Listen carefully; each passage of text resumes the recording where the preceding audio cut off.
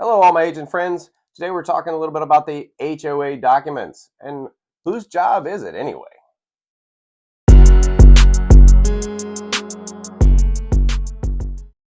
Hello, everyone. I'm Stephen Long, Notorious BIC, here to share with you our broker in charge tip number 1051.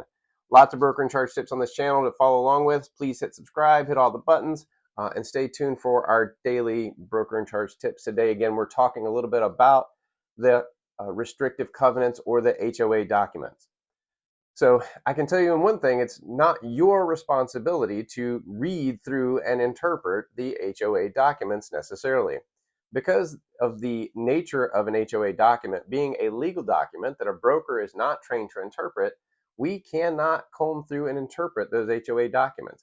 It is always material as to whether an HOA exists and what the fee is or may be, but always, always, always connect them with the HOA president and or the HOA manager.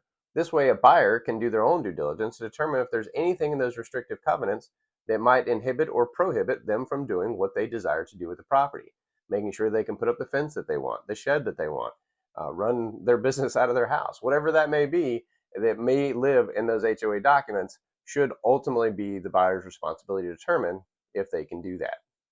Again, listing agents look for red flags, disclose what you find, but we're not necessarily required to provide all those HOA documents. In many cases, there might be versions or updates to the HOA documents that aren't even recorded, that have been voted upon and made an internal policy, but may not even be on public record or available to you as a listing broker. So buyers and buyers agents, do your due diligence on your HOA.